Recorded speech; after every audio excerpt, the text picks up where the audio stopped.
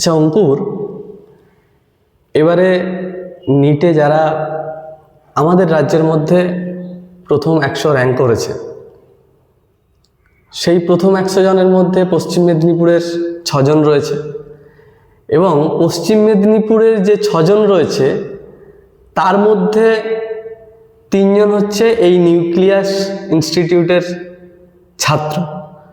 তোমরা একই সাথে পড়াশোনা করেছো এবং এবারেই তোমরা সেই সাফল্য লাভ করেছো। তো যেখানে তোমাদের সম্বর্ধিত করা হচ্ছিল, সেখানে যখন তোমরা এই নিউক্লিয়াসের 3 কৃতী একসাথে মিলিত হলে এবং রাজ্য সরকারের থেকে সম্মানিত হলে, সেই অনুভূতিটা কেমন ছিল যদি আমাদের একটু বলে শোনাও।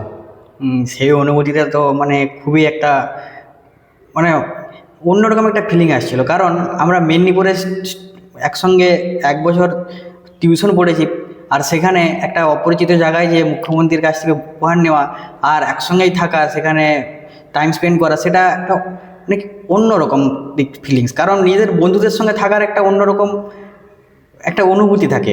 আর আমরা যেহেতু একসঙ্গে নিউক্লিয়াস থেকে গেছি, সেখানে আমরা একসঙ্গে সেখানে লাঞ্চ করেছি, ডিনার করেছি, ঘুরেছি, ফটো ক্লিক করেছি, সব কিছুই করেছি। তাই আমার তো খুবই ভালো লেগেছে ব্যাপারটা। পশ্চিম মেদিনীপুরের যে 6 জন কৃতী 100 জনের মধ্যে যাদের রাজ্য সরকার এবারে সম্মানিত করেছে, তার 3 জন কৃতী ছাত্র এই নিউক্লিয়াস ইনস্টিটিউটের ছাত্র, এবং তারা একসাথে সম্মানিত হয়েছে। এবং সেই অনুভূতি কেমন ছিল তা আমরা অঙ্কুরের থেকে শুনলাম।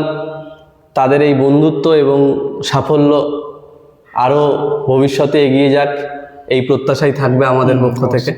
ধন্যবাদ।